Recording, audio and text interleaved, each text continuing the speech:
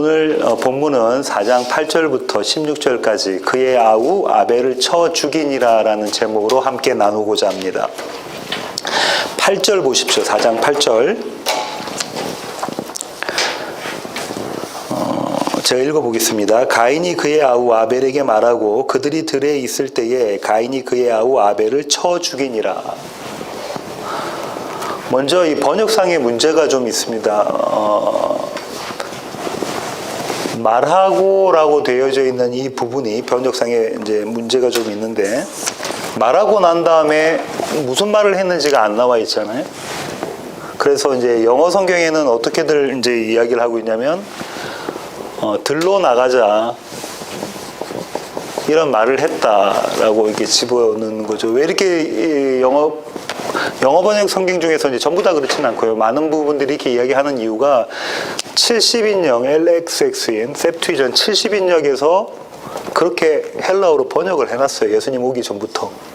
그러니까 들로 나가자라고 번역을 해놔서 들로 나가자. 근데 히브리어에는 그런 단어가 없습니다. 그래서 이 말하고라는 단어가 학자들 간에는 여러 가지 해석이 있는데요. 첫 번째로는 말하고라는 단어가 갖고 있는 또 다른 뜻인데 그게 분노하고 분노하다라는 게 있어요. 그러니까 가인이 그의 아우 아벨에게 분노하여 그들이 들어있을 때에 이렇게 해석할 수가 있겠죠. 두 번째로는 또 어떤 뜻이 있냐면 보다 이런 뜻이 있어요. 찾아 다니다 이런 뜻이 있어요. 그러니까 그렇게 보면 이렇게 되는 거죠. 가인이 그의 아우 아벨을 보고 있다가 그러니까 들에 나가자 같이 나가가지고 쳐 죽였다 이렇게 볼 수가 있는 거죠. 정확하지는 않습니다. 어떤 건 또 왜냐하면 가장 많이 쓰는 단어가 다 말하고라는 단어이기 때문에 그렇습니다. 하지만 이런 것들이 학자들 사이에서는 이야기되어지고 있다라는 거 아시면 될 것 같고요. 가인이 그의 아우 아벨에게 말하고 그들이 들에 있을 때에 하고 난 다음에 한글 성경에는 없는데 히브리 성경에는 있는 게 있어요. 그건 뭐냐면 이 사건이 일어났다. 이 일이 그러니까 정확히는 사건이 아니고 이 일이 일어났다라는 구가 있고요. 문장이 있고요. 그 다음에 가인이 그의 아우 아벨을 여기 쳐라고 돼 있는데 어떻게 돼 있냐면 아벨을 공격해서 죽였다. 어택, 영어로 어택이죠. 공격해서 죽이니라 이렇게 번역은 되어져 있습니다. 그렇게 아시고 계시면 되고요. 그 다음 문제는 이제 가인이 그의 아우 아벨을 죽인 것은 인류 최초의 살인이다, 그죠? 근데 이게 윤리적으로 신학적인 입장에서 문제가 됩니다. 먼저 윤리적인 입장에서 문제가 되는 것은 가족을 살해한 거예요. 형제를 살인. 도대체가 용납이 될 수 없는 살인이다라는 것이고요. 신학적 입장에서는 창세기 3장 15절이 원시복음이잖아요. 창세기 3장 15절에 하나님께서 말씀하시기를 두 계열이 이 세상에 두 계열이 존재할 텐데 하나는 뱀과 그의 후손의 계열이고 또 하나는 여자와 그의 후손의 계열이다. 이 둘은 서로 대적할 텐데 뱀은 여자의 후손의 발 뒤꿈치를 물고 여자의 후손은 뱀의 머리를 상하게 할 것이다. 이렇게 이야기가 되어지고 있죠. 그런 신학적인 입장에서 보면은 이제 그 가인과 아벨의 모습이 그림이 그려져 있는 것입니다. 여기서 중요한 거는 그러면 형인 가인이 동생인 아벨을 쳐 죽였는데 그 살인의 동기가 뭔가 하는 거죠. 살인의 동기가 뭔가. 창세기 4장, 지난 시간에 했던 4장 4절부터 5절입니다. 3절부터 볼게요.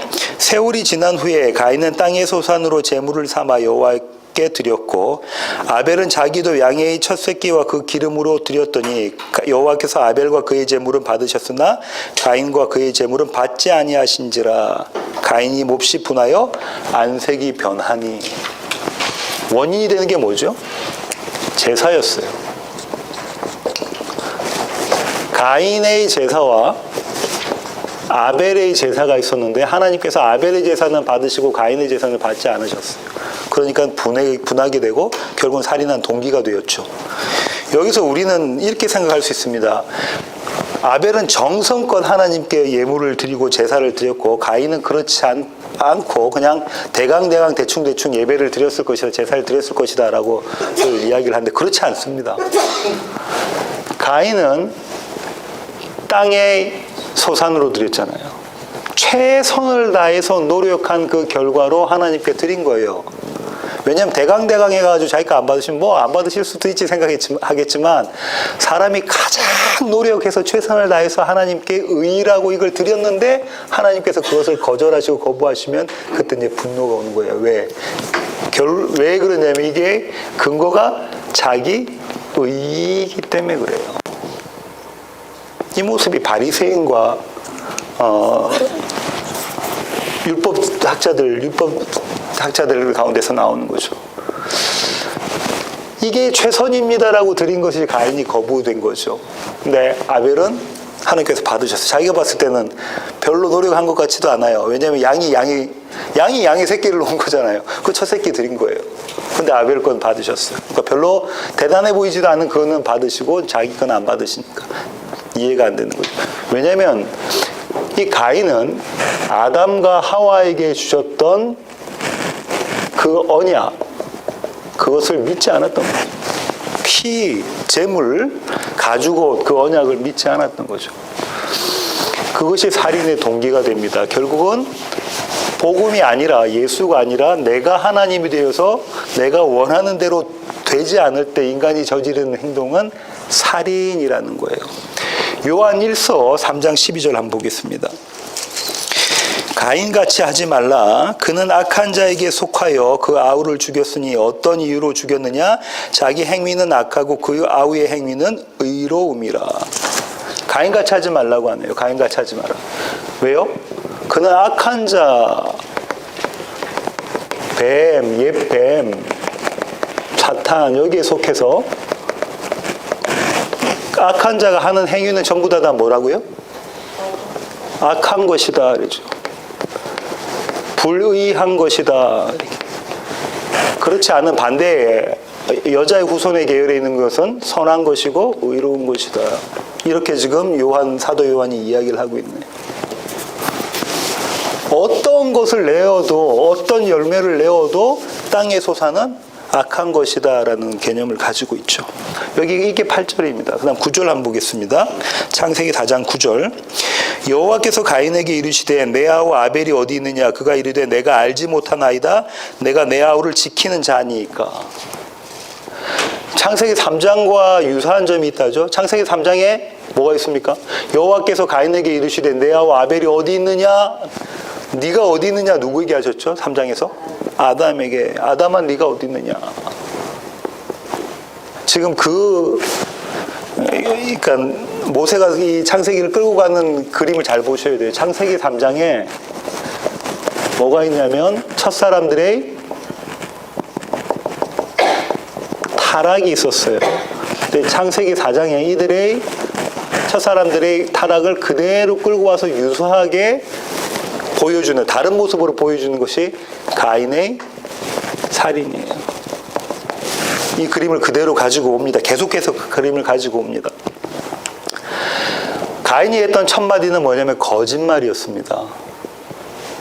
그죠? 어디 있는지 당연히 알죠. 하나님께서 모르시고 물으시는 건 아니고, 하나님께서 알고 물으시는데 가인은 나는 모릅니다 라고 대답을 합니다. 요한복음 8장 44절 한번 보겠습니다.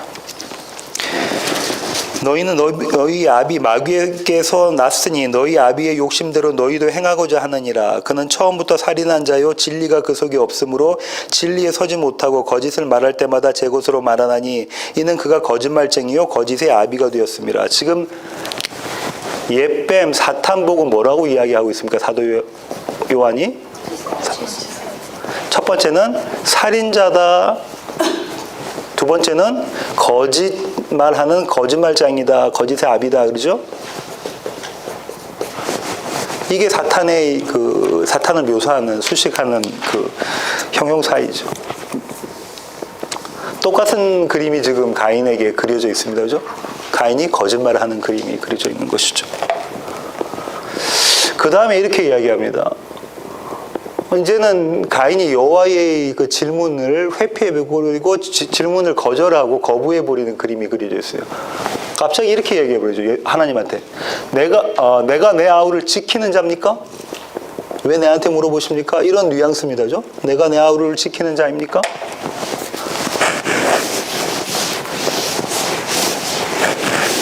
자, 여기서 또 언어적 유의가 있는데요. 아벨의 직업이 뭐죠? 양치는 자, 지키는 자예요. 양을 지키는 자, 그죠? 예. 그러니까 지금 이거 무슨 말이냐면 내 아우 아벨을 지키는 자입니까? 내가 지키는 자를 지키는 자입니까? 이런 그림이 그려져 있습니다. 또 한편으로는 어떤 그림이 또 그려져 있냐면 여호와는 이스라엘을 지키시는 분. 한시도 졸지 않으시고 눈을 뜨셔서 이스라엘을 주무시지도 않고 졸지도 않으시고 이스라엘을 지키시는 분, 바라보고 계시는 분. 하나님께서 지키셔야지요 라는 그 뉘앙스도 여기 담겨져 있다, 그죠? 예. 이런 그림들이 계속해서 나오고 있는데요. 창세기뿐만 아니라 성경에 창세기 37장 18절 한번 볼까요? 요셉이 그들에게 가까이 오기 전에 그들이 요셉을 멀리서 보고 죽이기를 꾀하여. 누가요? 요셉의 형들이 아우인 요셉을. 가인의 모습에 대한 그림이 계속해서 그려져 있죠. 사무엘상 19장 1절. 사울이 그의 아들 요나단과 그의 모든 신하에게 다윗을 죽이라 말하였더니 사울의 아들 요나단이 거기까지 볼게요. 사울이 그의 아들 요나단과 모든 신하에게 누굴 죽이라? 다윗을 죽이라. 왜 그렇게 다윗을 죽이라고 하죠? 조그만 다윗이 누구를 죽입니까? 골리앗, 블레셋의 거장인 골리앗을 죽여버립니다. 근데 그 죽이는 역할을 누가 했었어야 돼요? 사울이 하라고 왕을 뽑아놓은 겁니다. 훤칠한 길에 아주 잘생긴, 다른 사람보다 머리 하나는 더 있는 그 멋진 사람을 뽑아놓았는데 자기 못 죽였어요. 그러고 나니까 다윗이 죽였죠. 그러니까 사람들이 뭐라고 이야기합니까? 네, 누구는 천천히요. 사울은 천천히인데 다윗은 만만이다. 그러니까는 사무엘상 18장 30절에 뭐라고 돼 있는가 볼까요?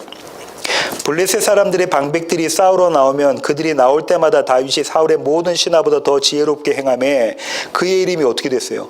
심히 귀하게 되니라. 그러니까 질투가 생기는 거죠. 성경에는 이런 그림들의 모습들이 계속 그려져 있습니다. 예수님 오셨을 때는 예수님과 누구의 모습으로? 바리새인과 서기관들의 모습의 그림이 그려져 있죠. 가인은 지금 아벨을 죽여놓고도 그 살인자로서 부정을 함과 동시에 또 한편으로는 자기 살인이 정당한 것을 이야기하고 있는 거예요. 뉘앙스 안에. 아벨은 죽을 만한 일을 했잖아요. 그래서 죽인 거잖아요. 저와 여러분 마음 가운데도 그렇잖아요. 싸우고 나면 부부 싸움이든 하여튼 뭐 싸우고 나면 내가 화낼 만한 이유를 다른 사람이 상대방이 한 거예요. 그죠? 이유가 없이 내가 화를 낸 게 아니라 화를 낼 만한 걸 상대방이 한 거예요. 상대방이 한 것은 내가 내 마음대로 안 되겠다. 그 사람이 상대방이 내 마음대로 안 되기 때문에 그렇습니다. 가인의 마음이 우리 가운데 다 있습니다. 나중에 제가 좀 더 설명을 드리겠습니다. 10절. 이르시되 내가 무엇을 하였느냐 내 아우의 핏소리가 땅에서부터 내게 호소하느니라.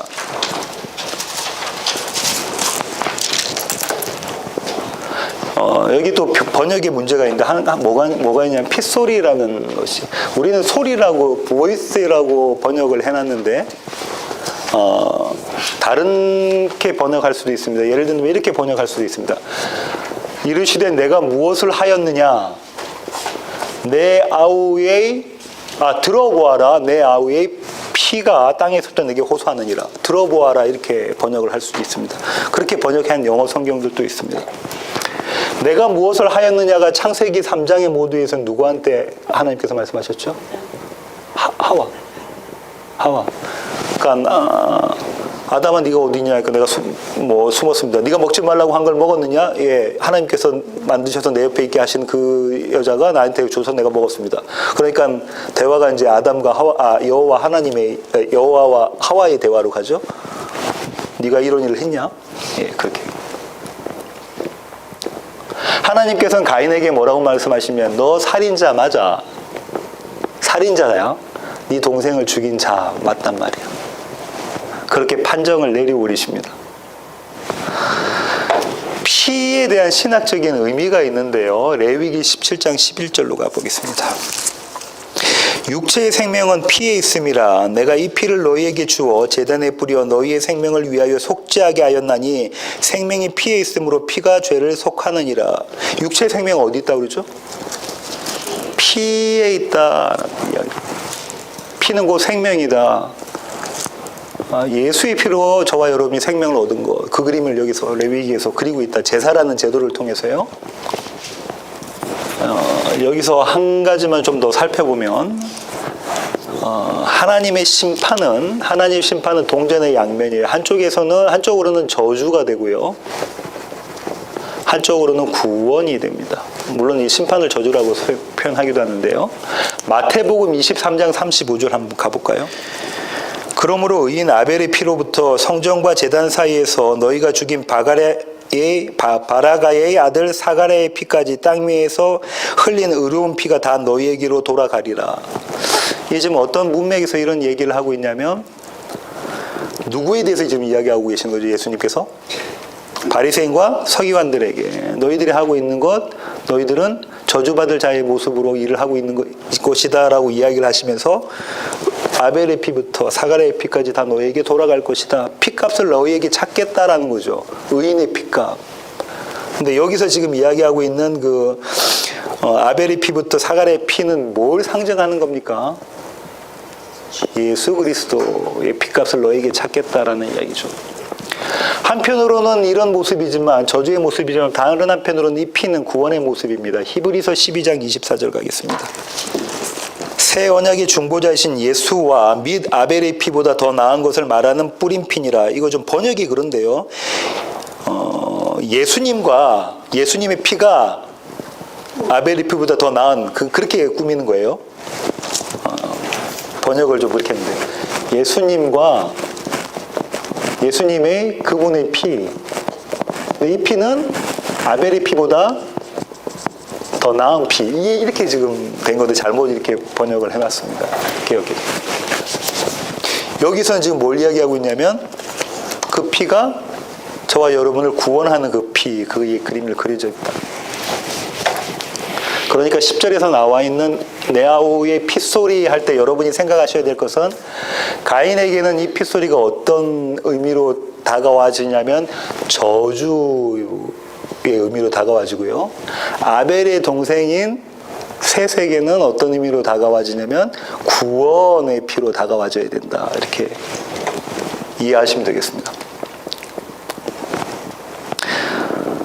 산자 아벨, 죽은 자 가인, 이건 어떤 얘기냐면 어떤 신학자가 이렇게 이야기해놨습니다. 아벨은 죽었지만 죽은 것이 아니다. 왜냐하면 하나님께서 그 아벨의 소리를 듣고 계신다. 아벨은 살아있는 자다.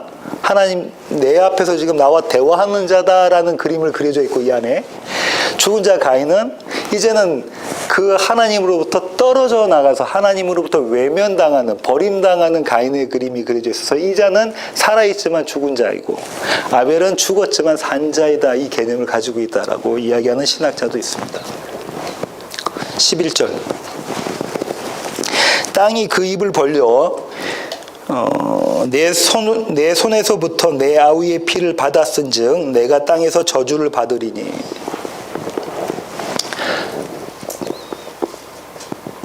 창세기 3장과 유사점은 창세기 3장에서는 저주받았던 자가 누굽니까? 예, 뱀, 땅, 그죠? 사람은 저주를 안 받았는데 여기서 가인이 저주받는 그림이 그려져 있다. 그래서 좀 더 이 저주에 좀 더 뭐랄까요? 갈면 갈수록 저주가 더 강해지는 그 그림이 그려져 있다. 신학자들은 이렇게도 이야기합니다. 땅이 그 입을 벌려 하면 여러분이 생각나는 사건들이 있는데 어떤 사건들이 있습니까? 고라. 한번 찾아볼게요. 민수기 16장 30절부터 32절. 만일 여호와께서 세일을 행하사 땅의 입을 열어 이 사람들과 그들의 모든 소유물을 삼켜 산채로 소울에 빠지게 하시면 이 사람들이 과연 여호와를 멸시한 것인 줄을 너희가 알리라. 그가 이 모든 말을 마치자마자 그들이 섰던 땅바닥이 갈라지니라. 땅이 그 입을 열어 그들과 그들의 집과 고라에게 속한 모든 사람과 그들의 재물을 삼키매. 그렇게 죽는 그림이 그려져 있다, 그죠? 이사야 한 번 더 찾아볼까요? 이사야 5장 14절. 그러므로 소울이 욕심을 크게 내어 한량없이 그 입을 벌린즉 그들의 호화로움과 그들의 많은 무리와 그들의 떠드는 것과 그 중에서 즐거워하는 자가 거기에 빠질 것이라. 지금 다 어떤 그림이냐면 땅이 입을 벌려서 죽는 자들은 하나님께 반역한 자, 악한 자, 가인의 계류에 있는 자들의 그림이 그려져 있습니다. 이게 이제 그런 그림 언어로 심판에 대한, 저주에 대한 그림을 이야기하고 있는 것이죠. 다음 12절. 내가 밭을 갈아도 땅이 다시는 그 효력을 내게 주지 아니할 것이요 너는 땅에서 피하며 유리하는 자가 되리라.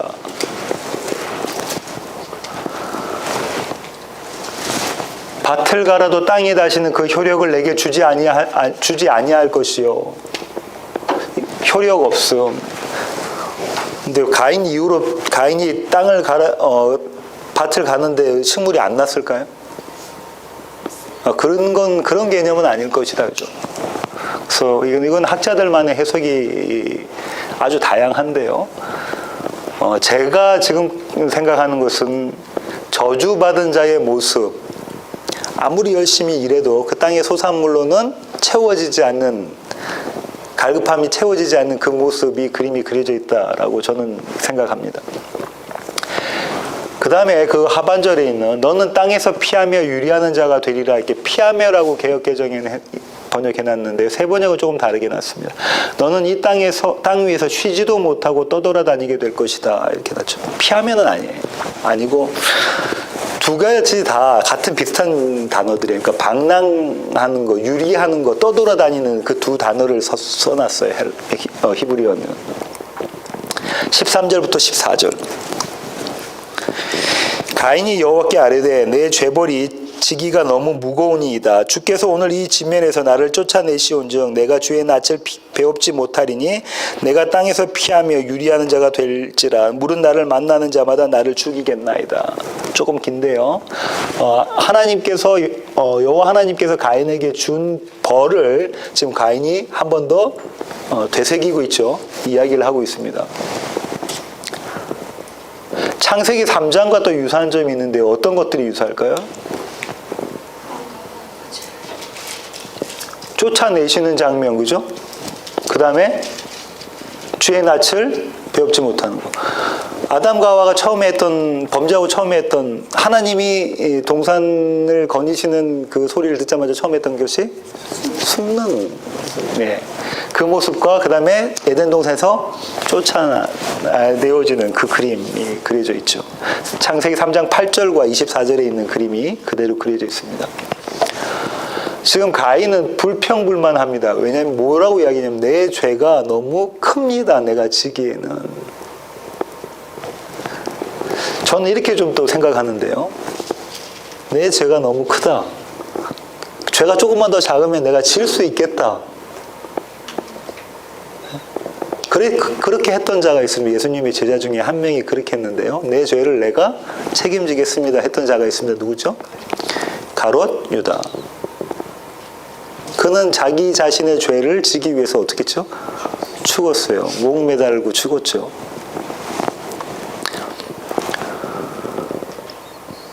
형제를 살인한 자, 가인은 아벨을 죽였잖아요. 이 형제를 살인한 자의 개념이 여기 담겨져 있는 게 어떤 거냐면 물은 나를 만나는 자마다 나를 죽이겠나이다 라고 돼 있기 때문에 그래요. 이렇게 생각하실 수 있죠. 아담, 하와, 가인, 아벨 4명 살았는데 뭐 누가 그럼 죽인단 말이지? 그렇지 않습니다. 그때는 피임이라는 게 없었잖아요. 그래서 그냥 임신이 되는 대로 아기들을 다 낳았겠죠. 그러니까는 가인과 아벨 그 다음에 동생들이 아주 많은 거예요. 가인의 아내는 누구였을까요? 자기 여동생이었겠죠. 자기 여동생이었죠. 처음이니까. 근데 지금 누구를 죽인 거예요? 맏형이 동생 아벨을 죽인 거예요. 그럼 그 형제들은 이 가인을 죽이려고 하겠죠. 자기도 언제 죽을지 모르는 것 때문에. 그런 상황 가운데 있는 것입니다. 형제를 살인한 자. 모든 사람들이 이 가인에 대해서 이렇게 보고 있죠. 그러니까 다른 사람을 죽이고 나면 마음이 편한 것이 아니라 내가 언제 죽을지 모르겠다, 어떻게 맞아 죽을지 모르겠다라는 불안 가운데 살았겠죠. 그래서 지금 이런 얘기를 하고 있고요. 그런 가인에게 하나님께서 해답을 주십니다. 15절입니다. 여호와께서 그에게 이르시되 그렇지 아니하다. 가인을 죽이는 자는 벌을 7배나 받으리라 하시고 가인에게 표를 주사 그를 만나는 모든 사람에게서 죽임을 면하게 하시니라. 이게 좀 헷갈리는 거예요. 그죠? 왜냐하면 죄를 지었으면 벌을 받아야 되는데 그를 살려주시는 그림이 그려져 있습니다. 살인의 죄값이 뭔가 한번 볼까요? 출애굽기 21장 12절 한번 보겠습니다. 출애굽기 21장 12절 사람을 쳐 죽인 자는 반드시 죽일 것이나 사람을 쳐 죽인 자는 죽여야 된다라고. 그럼 살인의 죄값은 죽음입니다. 그렇죠? 사망. 그런데 하나님께서는 지금 다른 사람이 가인을 못 죽이게 하시죠. 그리고 가인을 죽일 수 있는 심판의 몫은 하나님 그분이 당신이 가지고 계시는 그림이 그려져 있습니다. 그러니까 다른 사람들을 정죄하고 다른 사람들을 심판하고 그렇게 하는 건 아니고 하나님께서 그들을 심판하고 정죄하는 모습인 거죠. 또 여기서 가인을 죽이는 자가 있으면 벌을 7배나 주겠다라고 말씀하셨어요. 7배. 그럼 죽이면은 7번을 죽이신다는 게 아니라 한 명이 죽이면 가족 7명을 죽이신다는 게 아니라 7이라는 숫자가 의미하는 게 뭐죠? 완전수. 아주 완전하게 컴플리트리하게 심판하겠다라는 말씀을 하고 계시는 것입니다. 이 7배가 쭉 가다 보면은 가인의 후손으로 쭉 가다 보면은 나오는 유명한 사람이 라멕이라고 있는데 그 사람이 이야기하는 게 뭐죠? 77배. 이 얘기 어디서 나오냐면 베드로와 예수님의 대화 가운데 나옵니다. 나중에 내가 한번 설명드릴게요. 그때 가면. 그죠? 베드로가 이렇게 이야기합니다. 예수님, 선생님, 누가 나를 해코지하는데 내가 얼마나 용서할까요? 율법에는 3번만 용서하면 돼 라고 되어 있거든요. 자, 7번 용서하면 되겠습니까? 베드로가 어떤 그림을 끌고 왔냐면 이 창세기 있는 그림을 끌고 와서 이야기했겠죠. 그때 주님께서 말씀하신 것이 뭐죠? 70번씩 7번이라고 해석할 수도 있지만 77배. 왜냐하면 헬라어는 똑같아요. 이거랑. 이 그림을 나중에 거기 가서 이야기할게요. 성경이 참 그렇게 기가 막힌 퍼즐이 조각이 딱 맞추는 것처럼 아구와 이가 딱 맞게 되어져 있는 것입니다. 죽임을 면하는 표, 도대체 이게 무엇일까라는 데 고민이 있는데요. 이마에 무슨 표를 받았을까? 뭐 그런 거. 어떤 신학자들은 마음에 하나님께서 그 형제들의 마음 가운데 가인을 죽이지 못하는 마음을 허락하셨을 것이다. 이렇게 말하는 학자들도 있고요. 그러니까 어떤 거냐면 이제 뭐 양심이라든지 뭐 이런 것들을 심어줬을 것이다. 라고 이야기하는 학자도 있고요. 또 하는 학자들은 정체성의 문제로 봅니다. 정체성의 문제. 에스겔 9장 4절과 6절 한번 보겠습니다. 에스겔 9장 4절. 여호와께서 이르시되 너는 예루살렘 성읍 중에 순행하여 그 가운데서 행하는 모든 가증한 일로 말미암아 탄식하며 우는 자의 이마에 표를 그리라 하시고, 그 다음 6절.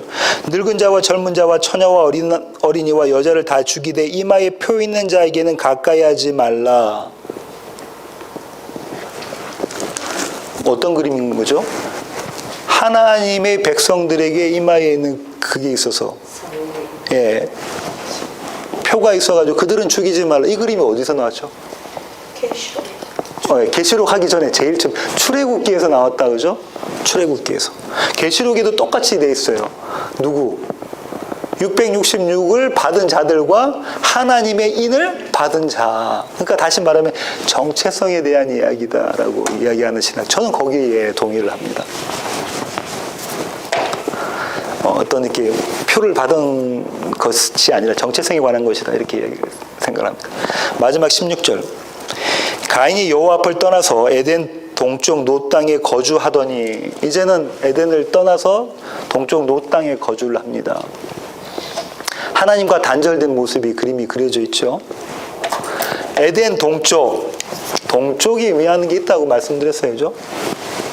항상 문은 여기인데 여기서 이게 동쪽으로 향해 있는데 이쪽으로 쫓겨나가는, 에덴도 이쪽으로 쫓겨나가고 성막도 이렇게 되어져 있고, 에덴이 다시 말하면 성막이고 성전이고, 예, 이게 교회의 그림이 그려져 있잖아요. 오른쪽으로 쫓겨나갔다 하면 이렇게 나간데 돌아갈 때는 어떻게 되죠? 여기서 이쪽으로 들어가는 그림이 그려져 있는 것입니다. 에덴의 동쪽. 그 다음에 또 재미난 것이 뭐가 있냐면 언어적 유의가 있습니다. 워드 플레이를 하고 있는데요. 이 not이라고 되어져 있는 단어, 영어로는 nod라고 표현하는데 히브리어는 이렇게 씁니다. node 이렇게. 이렇게인데 이 not이라는 것은 뭐하고 똑같냐면 유리하다라는 누드하고 똑같아요. 바브 똑같은 철자예요. 한 개 노드고 한 개 누드인데 이건 뭐라고요? 유리하다, 방황하다, 이렇게 이리저리 헤매고 다니다. 근데 지금 뭐라고 했냐면 가인이 에덴 동쪽 놋 땅에 뭐 했다? 거주했다. 근데 그 거주한 모습이 뭐한 거다? 유리하고 방황하는 것, 목표 없이, 목적지 없이, 정처 없이 떠돌아다니는 모습. 우리가 세상에 살고 있지만 이 세상에 속한 사람들은 전부 다 정처 없이 방황하고 떠돌아다니는 그림이다라는 것을 담아주고 있습니다. 안 그러면 하나님의 말씀이 거짓말이 되잖아요. 넌 유리하고 방황하는 자가 될 거야 했는데 노 땅에 가가지고 잘 살단 말이죠. 신학적으로 접근을 해야 됩니다. 결론입니다. 오늘의 제목이 그의 아벨을 쳐 죽이니라. 그의 아우 아벨을 쳐 죽이니라. 성경에서는 어떤 인물이 있으면 이 인물을 상징적으로 사용합니다. 근데 여기서 잘 받아들이셔야 돼요. 왜냐하면 어떤 인물을 한편으로는 A라고 사용하고 한편으로는 B로 사용하기도 해요. 똑같은 인물을. 대체로 어떻게 사용하냐면 A에 속한 것이 예수님이라면, 예수님의 그림자라면 B로 속한 것은 교회이고 성도예요. 그 그림이 그려져 있습니다. 예를 든다면 누가 그렇죠? 모세가 예수님의 그림자인가요? 맞아요. 왜냐하면 출애굽시켜서 끌고 가는 자니까. 근데 모세는 또 어떠냐면 교회 성도의 그림도 갖고 있습니다. 어떤 그림? 옛사람으로서의 그림. 여호수아는 새 사람으로서의 그림, 이 세대, 그죠? 그 그림을 갖고 있습니다. 또 누가 그렇죠? 다윗, 예수님의 그림자입니까? 왕이신 예수님에 대한 그림자자, 그죠? 한편으로는 다윗이 범죄하고 하면서 또 어떤 그림이 그랬죠? 저와 여러분과 같은 교회 성도의 그림이 그려져 있어요. 그러니까는 이렇게 이야기하시면 안 돼요. 목사님, 모세를 이야기하면서 예수님의 그림자라면서요? 근데 이번에 설교에는 왜 이렇게 말씀하셨습니까? 그게 아닌 거예요. 이 양면성을 다 가지고 있습니다. 특별히 예수님과 교회는 당연히 그럴 수밖에 없는 것이 우리는 예수님 안에 속해 있는 그림이 그대로 그려져 있기 때문에 그렇습니다. 이 상징이라는 것이 그런 것들을 가르쳐주고 있어요. 그런 이해를 가지고 성경에서 이야기하는 상징을 받아들이셔야 됩니다. 아벨에 대한 오해가 있는데요. 이 성경에서 아벨을 아주 높게 평가하니까 사람들이 이렇게 생각을 해요. 이제 예수님 아니고 성도로 보는 거죠. 교회로 보고. 아벨처럼 나도 참아야 한다. 이 어려운 상황을 인내하고 참아야 한다. 내가 견뎌야 된다. 이렇게 생각하고 있는 거예요. 그러면서 초보 신앙인 예수 십자가의 신앙에서 이제 좀 더 자랐으니까, 그건 예수님, 우리 막 다 구원받았으니까, 저와 여러분은. 초보 신앙에서 이제 떠나서 성숙한 신앙, 성화의 모습을 우리 삶 가운데서 만들어내야 되지 않겠느냐라고 이야기를 하십니다. 많이들 그렇게 이야기하죠. 그러니까는 어떤 어려운 일이 있으면, 가서 조언한다는 게 집사님 참아요. 이렇게 이야기를 하거나, 인내하세요. 이렇게 이야기하거나, 그렇게 한다는 거죠. 그건 아벨에 대한 오해입니다. 아벨에 대한 오해. 아벨의 여기에서의 그림은 어떤 거냐면 예수님에 대한 그림이 있고 교회에 대한 그림이 있는데 이렇게 한번 볼까요? 그 두 그림을 제가 한번 설명을 한번 드리겠습니다. 저와 여러분의 마음 가운데는 가인과 아벨의 모습이 다 있어요. 저는 가인은 아닌데요 라고 말씀하실 분이 여기는 아무도 없어요. 그죠? 있으시면 안 돼요. 마태복음 5장 21절 볼게요. 옛사람에게 말한 바 살인하지 말라 누구든지 살인하면 심판을 받게 되리라 하였다는 것을 너희가 들었으나 나는 너희에게 이르노니 형제에게 노하는 자마다 심판을 받게 되고 형제를 대하여 라가 바보라고 하는 자는 공회에 잡혀가게 되고 미련한 놈이라 하는 자는 지옥불에 들어가게 되리라. 지금 뭐라고 이야기하고 있냐면 예수님께서 형제, 이 형제라는 건 더 확대하면 우리 옆에 있는 사람들, 이 다른 사람들에 대해서 뭐라고 이야기하는 사람? 바보, 머저리, 멍청이 이렇게 이야기하는 사람들은 어디 갈 거래요 다? 지옥, 사망 받을 자다라는 거. 이거 안 해보신 분 계십니까? 오늘 안 하신 분 계세요? 마음속으로라도 남편 보고 아유 저 이렇게 안 하신 분, 아내 보고 아우 저 안 하신 분 계세요? 우린 다 어디 갈 자예요? 지옥 갈 자예요. 이 기준에 들이대면 하나님께서는 지금 예수님께서 뭐라고 하니? 네가 알고 있는 거 겉으로만 드러나는 그게 아니야. 진짜 기준은 이거야 라고. 그럼 우리 다 지옥 갈 자죠. 뭐 했다는 뭐 한 자예요? 살인한 자예요. 살인한 자. 우리 살인한 자다 맞습니까? 네, 살인자예요. 그러면 내 안에 가인이 있고 내가 살인자 맞습니다라고 고백하는 자가 아벨인 거예요. 가인은 어떻게 고백하죠? 나 살인자 아니에요. 네 아우 어디 갔니? 그러니까는 뭐라고 이야기합니까? 내가 아우를 지키는 자입니까? 난 몰라요. 나 살인자 아니에요. 나 살인한 적 없어요. 살인한 적이 없어요. 이라는 거죠. 그런데 가인이 아니라 참 아벨은 내 안에 가인이 있음을 고백하는 자입니다. 예, 주님 제가 살인자 맞습니다. 제가 십자가에 예수님을 못 박은 자가 맞습니다라고 고백하는 것이 아벨이에요. 그러면 이 아벨의 모습은 한편으로는 예수 그리스도의 모습이에요. 그죠? 예수 그리스도의 모습. 그 피로. 아벨의 다음으로 아벨 대신 탄생한 자가 누구죠? 쇠. 이게 교회의 모습이잖아요. 또 한편으로는 이 아벨은 예수 그리스도에서 교회, 저와 여러분이 성도의 모습이라고 말씀을 드렸잖아요. 그럼 우리는 항상 아벨의 삶을 사는 자입니다. 예수 안에서. 맞습니까? 우리는 항상 아벨의 삶을 사는 자예요. 그럼 어떻게 된다는 거예요? 가인에게 맞아 죽는 자라는 얘기예요. 가인에게 맞아서 죽는 자의 모습을 하는 자가 저와 여러분이라는 거예요.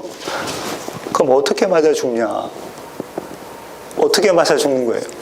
남편이 아내를 한 대 때려가지고 맞아 죽는 게 아니라 내 안에 가인의 모습이 발각되어져서 이것이 죽는 모습, 나는 죽은 자 맞습니다라는 모습으로 죽는 자입니다.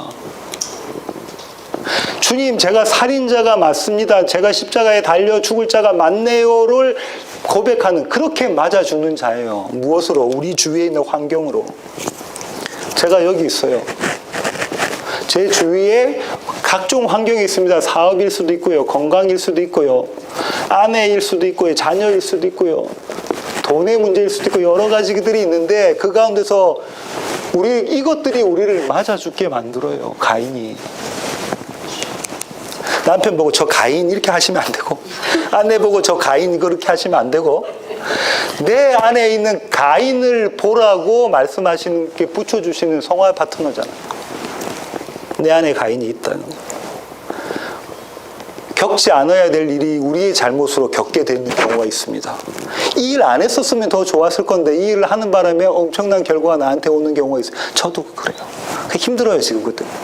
그렇게 왔을 때 하나님께서는 우리에게 말씀하시는 게 뭐냐면 네 안에 가인 봐 그러잖아요. 네가 드리는 예물이 뭐지? 네 열심으로 뭔가 이루려고 했던 것 아니니? 네가 왕돼서 네가 하고 싶은 대로 다 하려고 했던 것 아니니? 그 가인이 네가 봐. 근데 그 재물은 내가 안 받는다 하시는 거예요. 그 주님, 제가 가인 맞습니다 하는 그 자, 제가 가인에게 그런 자들이 가인에게 맞아 죽인 아벨의 모습으로 다시 살아나는 것이죠. 성경 한 구절 더 보고 빨리 보고 마치겠습니다. 오늘 10분 늦게 시작을 해서요. 다음 주부터 좀 빨리 오십시오. 마태복음 23장 34절부터 24장 2절 우리 유다서 강의 때 했던 건데요. 지난 목요일 날 한번 보겠습니다. 34절부터 볼게요. 그러므로 내가 너희에게 선지자들과 지혜 있는 자들과 서기관들을 보내매어 너희가 그 중에서 더러는 죽이거나 십자가에 못 박고 그 중에서 더러는 너희 회당에서 채찍질하고 이 동네에서 저 동네로 따라다니며 박해하리라. 그러므로 의인 아벨의 피로부터 성전과 제단 사이에서 너희가 죽인 바라가의 아들 사가랴의 피까지 땅 위에서 흘린 의로운 피가 다 너희에게로 돌아가리라. 내가 진실로 너희에게 이르노니 이것이 다 이 세대에 돌아가리라. 누구한테 하시는 거죠? 바리새인과 서기관들. 그들 보고 뭐라고 말씀하십니까? 화 있을천저 너희들 심판받을 거다, 멸망받을 거야 하면서 뭐라고 해야 하는 거예요? 외식하는 자들아. 가인처럼 열심을 다해서 하나님을 섬긴다고 하지만 네가 너를 위해서 섬기고 있는 그 모습 보이는 그거 하는 자들아 하면서 뭐라고 이야기했냐면 너희가 어떻게 했대요? 선지자들을 어떻게 했어요? 죽이거나 십자가에 못 박고 채찍질하고. 누구 얘기하고 있습니까? 선지자들은 누구의 모형이에요? 누구의 그림자예요? 예수님, 너희가 나를 그렇게 한 자잖아 라고 이야기하고 계시네요. 그러면서 너희는 난 살인 안 했어요 하는 가인처럼. 난 살인한 자 아니에요 라고 이야기를 한다는 것이죠. 그러면서 다시 한번 더 볼게요. 37절부터 보세요. 예루살렘아 예루살렘아 선지자들을 죽이고 내게 파송된 자들을 돌로 치는 자여 암탉이 그 새끼를 날개 아래 모음같이 내가 내 자녀를 모으려 한 일이 몇 번이더냐. 그러나 너희가 원하지 아니하였도다. 보라 너희 집이 황폐하여 버려진 바 되리라. 내가 너희에게 이르노니 이제부터 너희는 찬송하리로다. 주의 이름으로 오시는 이와 할 때까지 나를 보지 못하리라 하시니라. 뭐라고요? 예루살렘아 예루살렘아. 지금까지 누구한테 얘기했어요? 바리새인과 서기관 했는데 그 다음에 이제 호칭을 바뀝니다. 예루살렘아 예루살렘아. 왜 그렇게 얘기할까요? 그들이 그렇게 신봉했던 것, 그들이 의지했던 것이 뭐예요? 예루살렘 성전. 그 예루살렘아 예루살렘아 그거 무너져야 되는 것이야 라고. 무너져야 되는 걸 24장 1절에 이야기하죠. 예수께서 성전에서 나와서 가실 때에 제자들이 성전 건물들을 가리켜 보이려고 나아오니 어떤 의미냐? 주님 멋지잖아요. 물론 솔로몬의 영광처럼 그렇게는 아니지만 멋지잖아요. 에스라 때에 지었던 성전보다는 훨씬 확장한 거예요. 헤롯 성전이. 멋지잖아요. 그 대답이 뭐냐면 주님의 대답이 2절입니다. 너희가 이 모든 것을 보지 못하느냐? 내가 진실로 너희에게 이르노니 돌 하나도 돌 위에 남지 않고 다 무너뜨리리라. 어떤 자에게? 어떤 자에게? 두 가지 의미가 있습니다. 한편으로는 예수 안 믿는 자들은 사탄의 뱀에게 속해 있는 자들에게는 호화롭게 잘 보이는 그 멋진 성전, 그곳으로 너희는 죽게 될 것이고, 예수를 믿는 여인의 후손의 자들에게는 이 너희들이 믿고 있었던 그 성전을 깨뜨리심으로 새 성전이신 예수 그리스도가 우리와 함께하는 것이다. 왜냐하면 그 성전이 깨뜨려지지 않으면 그 자리에 들어갈 수가 없잖아요. 그걸 하시겠다 하시는 것입니다.